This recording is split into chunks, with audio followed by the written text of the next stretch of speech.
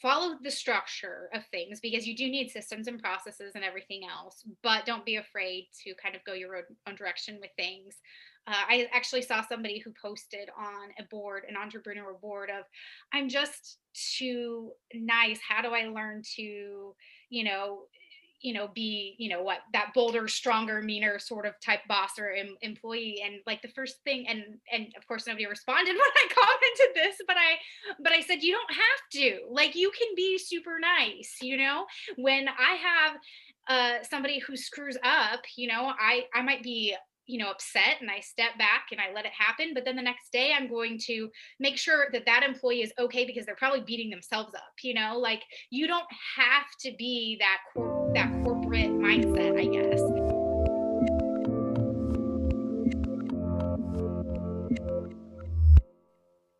Hey everyone, this is Devin Miller here with another episode of the Inventive Journey. I'm your host, Devin Miller, a serial entrepreneur that's grown several startups into 7- and 8-figure businesses, as well as the founder and CEO of Miller IP Law, where he helps startups and small businesses with their patents and trademarks. If you ever need help with yours, just go to strategymeeting.com, grab some time with us to chat. Now, today we have another great guest on the podcast, Jamie Barber. And give you kind of a quick introduction to Jamie. So got a degree in PR and interned at NBC for a period of time and did some of their worked on some of their TV shows, and then also worked for some small businesses in marketing and theater and real estate. Had a daughter, wanted to step back for a bit, started babysitting for neighbor kids, and then picked up some side gigs as doing SEO for some other people, and decided to start her own business. And initially started out getting it, or was a bit of a struggle. Tried some programs that were fairly expensive that she'll get into as to whether or not those were a good idea and how they work. And then went and partnered up with someone else she met, started an agency. They started to head in a different direction, went back to square one, started over, but had some clients, started her own new thing, and then has been growing that for the past little while. And that kind of is a bit of an introduction as to where she's now at today. So with that much as a brief introduction, welcome on the podcast, Jamie. Thank you.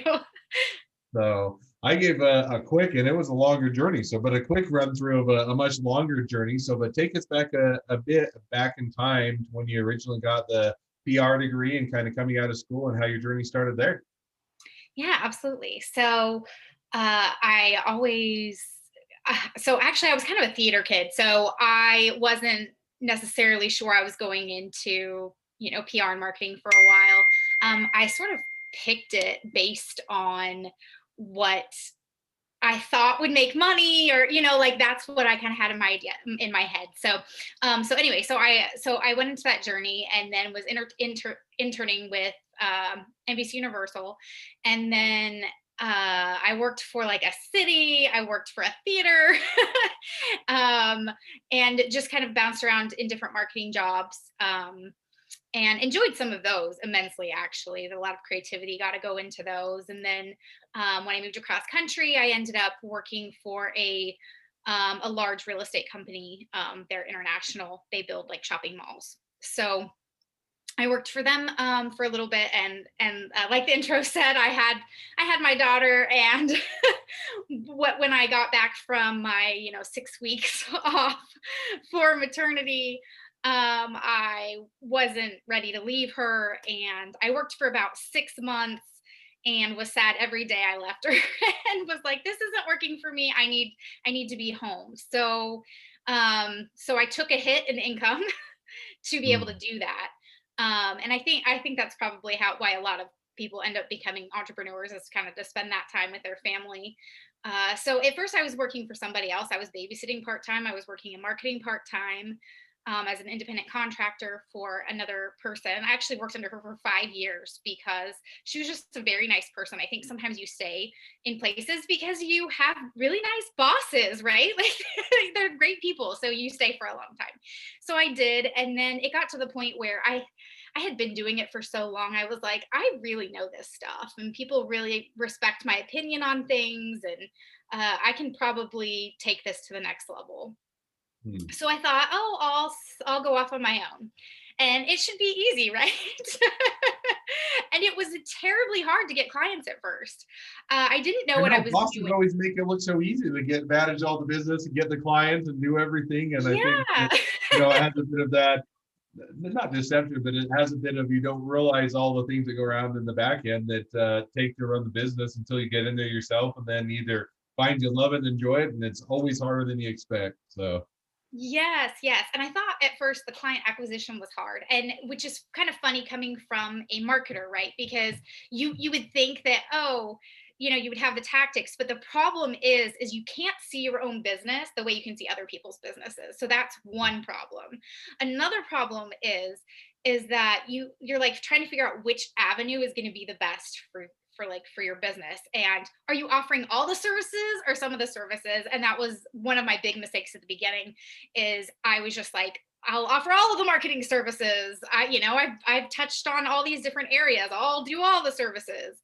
And that was kind of a bad idea. So so I had low paying clients, and then was struggling and was like, you know what, I'm ready to grow. So that's when, I bought a massively expensive course. was the idea with the course, and because you touched on it, was the idea with the course that, hey, I don't know all these things, and this course will help me to learn all these things, and then I'll be able to manage and run the business better? And was that kind of motivation, or kind of what took you into the direction of, hey, I'll take this course, which, if I remember right, and you can correct me if I'm wrong, it was a fairly expensive course, and in the end you didn't get out of it all that you were hopeful. But what was, before we dive into kind of the end of that, what was your initial motivation for kind of going out and taking the course? It was a course that was about like growing your agency. So I did think like it's going to give me the systems and processes I need. It's going to it a lot of people had great things, have testimonials. I mean, there are lots of people who have thrived with it. It just was not, it didn't fit it for me as well as it did for other people. And that's because it was it was more like on Facebook ads, which is an area that I kind of was moving away from. I was doing more Google ads, SEO, YouTube ads. That's kind of the direction I ended up going. Was just trusting Google with everything. So Google, don't mess up. You're my livelihood. So um so it was more of, there were so many testimonials of people that had grown their businesses, that through them I was like, all right, this is the direction. And what was interesting is, while I was struggling in the course, they had a mindset coach in there as well. And the mindset coach, during one of the calls, I was like, you know what, I'm doing everything right and I'm not getting any results. Granted, I was a terrible salesperson, and this was part of the reason. I would choke up a bit on sales calls, and that when you don't have confidence, it comes through, or when you feel desperate, that comes through. So I definitely had some things I was doing wrong. But she also said to me, she was like, you know what, sometimes things just, it might not be your path. Like, you might be trying to smack into this and this isn't the right direction for you. And I thought about that a lot, and I was like, that could be. So then when I teamed up with um, a business partner, so he had gone through the course as well, had all of this great background in like video and things like that. I mean, his company's still going strong. So when we teamed up, we were like, okay, we have these very different skills, and that should pair off of each other really well. Mm. I think, but what happened was, I think I tried to be too agreeable, and I think sometimes you just have to like speak up more. And I agreed myself into a hole where the business was growing in a direction I didn't want, and it wasn't catering to my strengths at all. And I just needed to go in a different direction. So it was causing a lot of issues. I wasn't being heard at all. Like I didn't really have a voice. Like, my voice got buried. So it was important to me to move on at that point. So when I did, I thought, great, I'm starting over again. And I don't know if I can do this again. I was exhausted by that point. I had put in so many hours. So that's growing a business twice, basically. So I started one business, then I grew a second business to a part where it was, a pretty successful functioning business. And now I was going to start over again. I was like, can I do it a third time? One question before you dive into kind of splitting off, because I think people get into, you bring on a partner and you think one is, oh, okay, it'll be nice to offload or have someone else, whether it's, help to carry the load or bounce ideas off with, or help to manage everything. And it'll be a great partnership. And then also, kind of have different skill sets. And then you get into it and sometimes it works out great and, partnership is good. And on the other hand, sometimes saying, I thought this is going to be good, and yet it's not. You get pulled in different directions, as you mentioned. There are other things that then don't necessarily work out the partnership. But how did you kind of come to the point where you decided, okay, this isn't working, or I've got to do it? Was it, hey, we had a major blowout and a fight, and we were mad at each other, and I walked out the door and shut and slammed it back, or you just more of a sit down and say, hey, this isn't working, or had some self-realization or thoughts, because everybody kind of comes to it, and some people wait way too long to figure out the partnership doesn't work, and some people don't give enough time to actually work through the growing pain. So how did you kind of come to that conclusion that you needed to part ways? Yeah, so I would say about once a month I would bring up my concerns and say, hey, look, so he was more on the sales side of things and I was on the fulfillment side of things. So I was the one running the team and getting everything done. And I would get pretty overwhelmed. I was working a lot of hours. I really wasn't making that much because it was kind of always the idea of sacrifice so that we can hire more people, so we can build, so we can whatever. Like, you need to constantly make the sacrifice. And I was getting burnt out. And so about once a month I would bring up like, hey, like this isn't really working. What direction are we going into?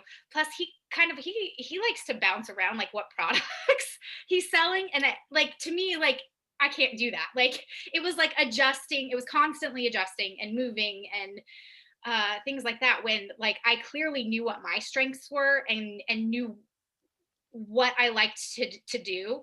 And I wasn't even doing any of those things. I had actually like a few white label projects from other agencies that I would work on and do in those areas that I liked. But because that's not what was being sold through the sales portion, it's not like that was the part that was being grown. So I would bring up my concerns over and over again. And then finally, it wasn't a big blowout. We just had a conversation. And the conversation went like this: if, okay, so if I give you more money, right? So that's what we had talked about. So the financial part came in, and I'll pay you way more, which was fine. But it was like, will that make you happy? And I stepped back and I said, nope. And that was the realization, was that moment right there. It was like, okay, so I could make way more money right now, and would I be happy? And the answer was no. So at that point it was time to move. No, and I think that's a good realization. I mean, I think too often we think, oh, if I just get paid a little bit more, I'm underappreciated or that. And so because that's kind of the natural answers that the natural place that you want to go to. And yet oftentimes there's a more underlying that just because you make more money doesn't mean you're going to be happy. And just because you're still going to be doing the job day in and day out. And so you have to step back and say, what do I really care about? And it sounds like, once you had that realization, said, okay, it is going in that different direction. It's going to be able to do my own thing and be able to set it up how I want and run it how I want and go in the directions and offer the products and the services and that I want. So now as you amicably part ways and have that realization, decide you'll go your own thing, and you're looking at kind of starting over yet again. Now, I think you mentioned this time when you started over, you did have a few more clientele, or you had a bit more business that you can kind of bring along with you. So it wasn't a complete start from scratch. Is that right? Yes, exactly. So some of that white label stuff that had happened, that was Google ads and YouTube ads, that side of it.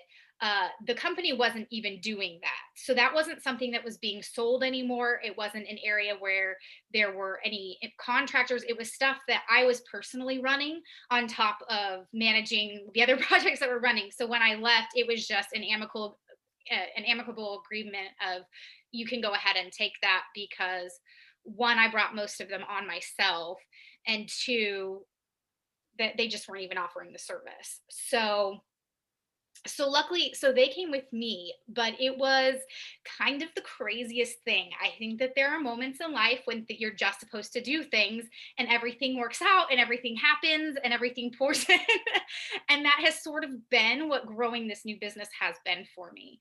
It just sort of clients started pouring in. I kept on getting a ton of recommendations from people that I'd worked with or worked on accounts with, and that's still happening. Like I've put together a marketing funnel for my business. So this new business has only been around since I think June of last year, and I haven't even launched it. Like I have a YouTube ad funnel ready to go, and I haven't even launched it because I keep on having more clients come in, and then I'm like, okay, I need more help. I need more contractors. I need more, this or that to grow. And so now I'm trying to look at all of the other stuff in growth where I'm having growing pains of, okay, I'm too busy again. I need more help.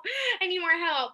So it's that part has been actually the easiest part of this new business was getting clientele. Now it's keeping up with the demand, and I'm trying to figure out how to like bring the contractors to be like employees in house, but there's like all these legal aspects of that.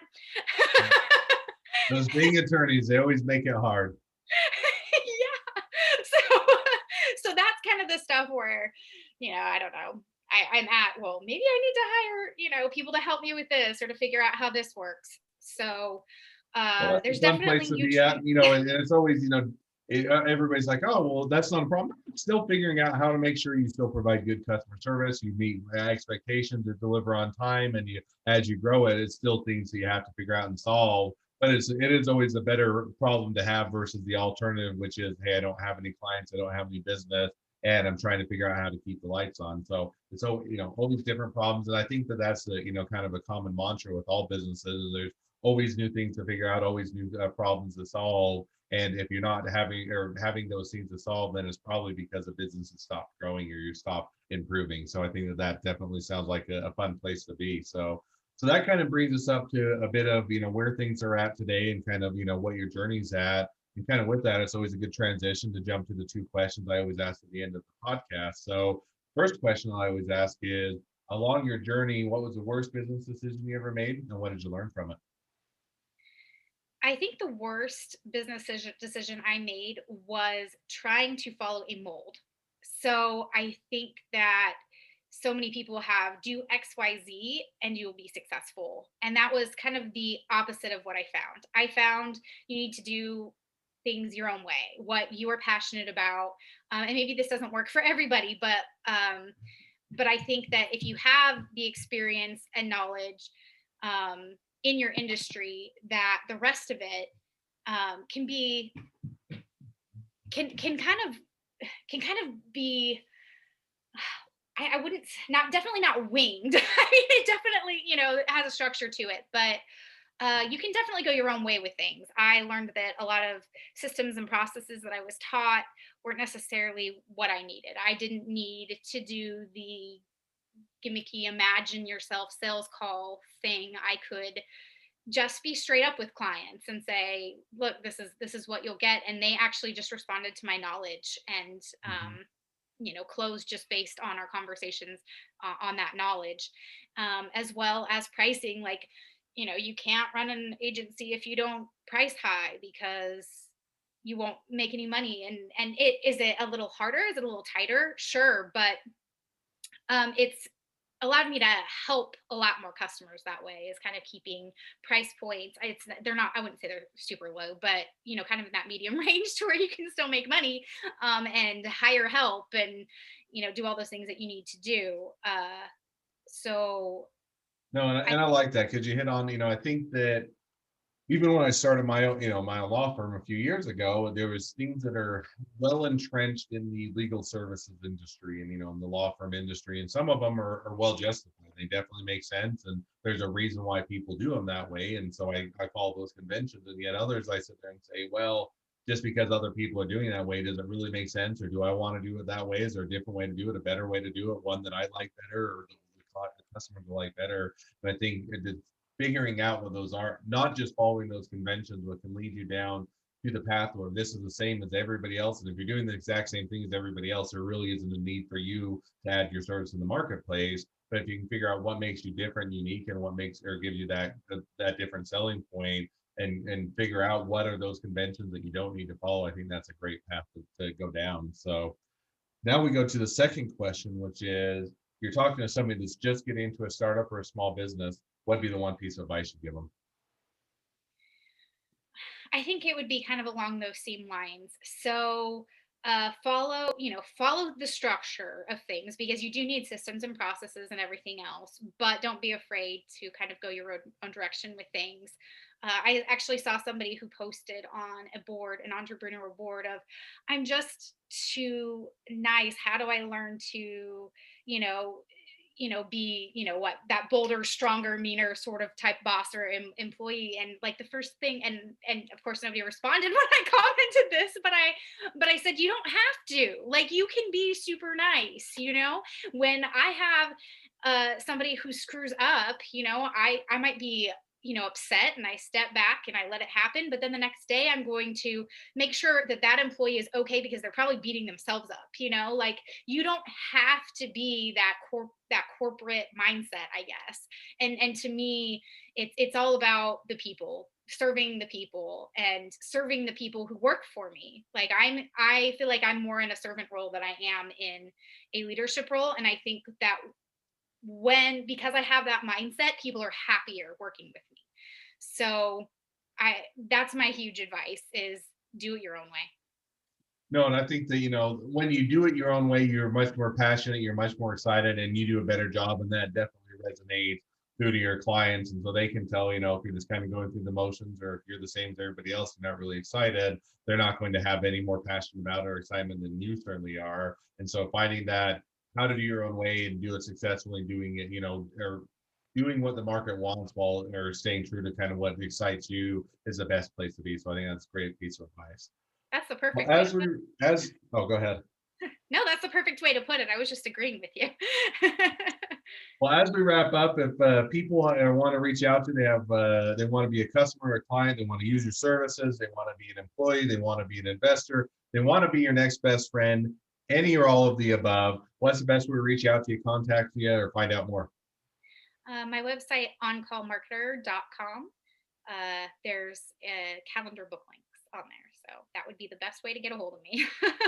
All right, simple as that. So I love an easy way to connect up and schedule some time into chat. So definitely encourage people to go to the website, check it out, and grab some time if you're in need of the services, or otherwise, or looking to connect up otherwise. So, well, thank you again for coming on the podcast. It's been a pleasure. Now, for all of you that are listeners, if you have your own journey to tell and would like to be on the podcast to share it, feel free to go to inventiveguest.com and apply to be a guest on the podcast.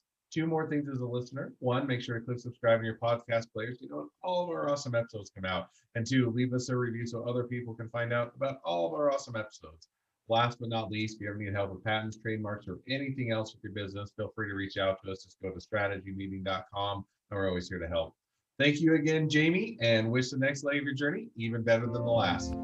Thank you so much.